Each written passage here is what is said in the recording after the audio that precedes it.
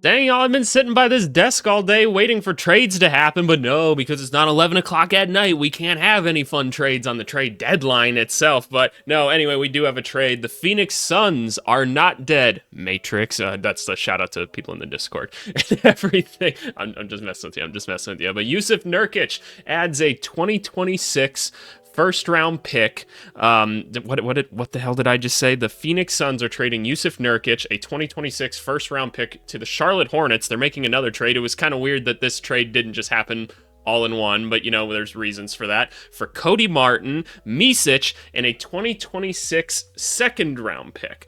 Okay, we don't know which 2026 pick off rip, do we? Unless they might only have the one. We'll take a look at it, but Nurkic is gone. It felt like Nurkic had to go, right? Nurkic was having a really, really poor season, which is really strange to me. I don't exactly understand what was going on with him, just because he had a good defensive season last year and everything, but this year he's been horrible defensively. Offensively, he's been even worse. So, and they were kind of shunning him from the team, so it was what it was. But these two teams just made a trade not that long ago, in the sense of getting Nick Richards, and so now what are we doing? We're trading Nurkic over here to Charlotte, who they desperately needed a center after the Mark Williams trade yesterday. So now they have a center. There you go, Hornets fans. You only had to panic for a day, even though you guys are trying to lose games anyway. But Cody Martin coming over to the Suns, Nurkic coming over to the Suns, two guys that you really just didn't need at this point if you're Charlotte, right? Do we have the picks here? This 2026, Washington holds the right to swap. That's the one that must be going over then.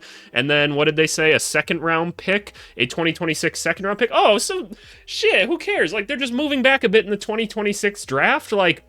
This is awesome. I don't know which one of these it is, because they have a few second round picks here, but it doesn't matter. They're basically just moving back some spots in here for depth. This is a great move for Phoenix. I will say that on surface level, Cody Martin and Nurkic doesn't really sound like a first round pick. When you get the second round pick, like I said, it's more so just moving back.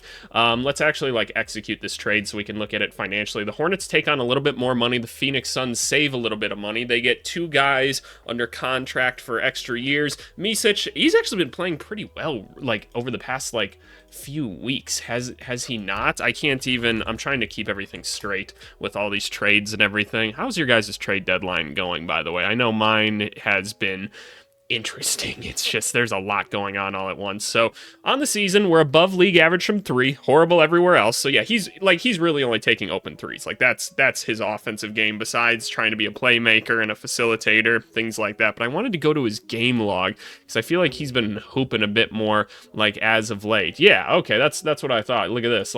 So we're finally getting some points up on the board. The percentage is really not that great. At least the field goal percentage is looking maybe a little bit more respectful outside of a couple days ago.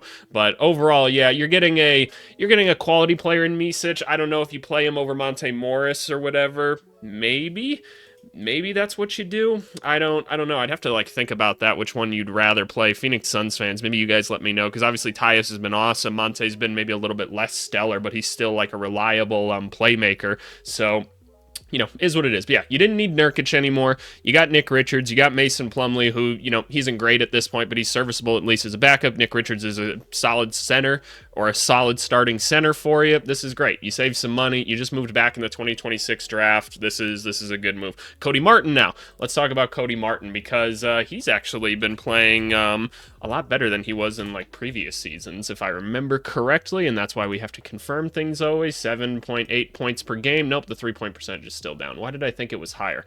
I was looking at Caleb's stuff last night, and that's why I'm thinking. I forgot that he had a twin for a second there, and you know what? That's on me. Your boy didn't get enough sleep because he was too busy talking about other trades. So is what it is. The efficiency, kind of meh all the way around. But he plays for the Charlotte Hornets, right? And they are a disaster right now. And look, not many people are efficient on this team, not even their best player in LaMelo Ball. So, you know what? I'd like to think if you get a guy like this who historically is a pretty smart defender and stuff like that, that maybe he's going to be okay once he's around Beal, Booker, and Durant. I'd like to think so. We can go take a look at some more of the advanced numbers. Where are we at? We're about 25 minutes per game or whatever.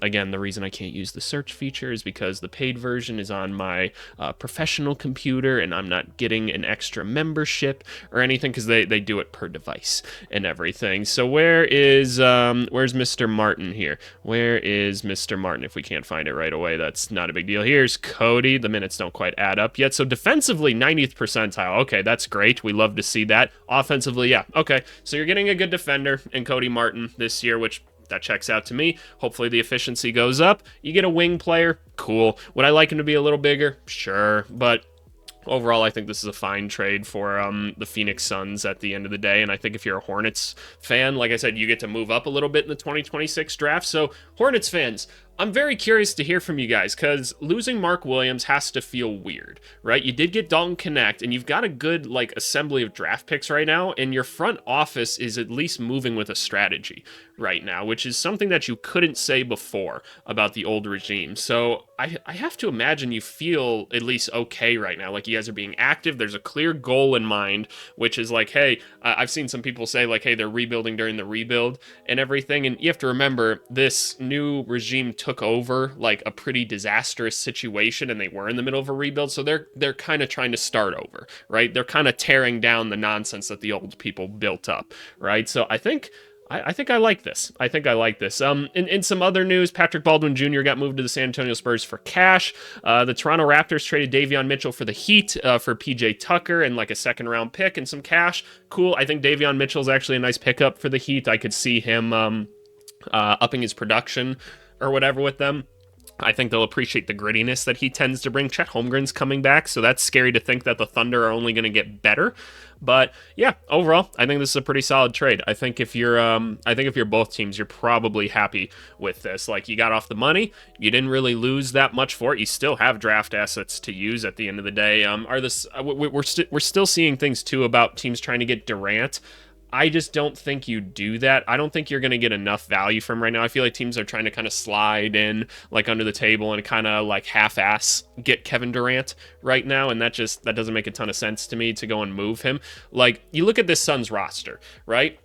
There is something here. Like, there's totally something here. I'm not going to lie. I have some questions with the coaching and everything of this team, and obviously injuries play a very big part with this, but like, you should be just fine. You've got two of the better players in the NBA. Bradley Beal is still a very good NBA player. Like, he just makes too much money, but he's extremely productive.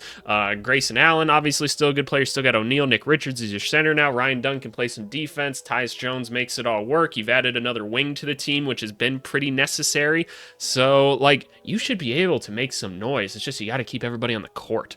But I don't know. I'm curious to hear your guys' thoughts at the end of the day. Are we going to see some more trades? Are we going to see DeAndre Hunter, or Kobe White, or Vucevic, or any of these guys get moved? I'm a little bit confused about some of the DeAndre Hunter rumors, but just a heads up as well. We'll probably do like some videos after all this is done. The trade deadline's at like 2 Central time today.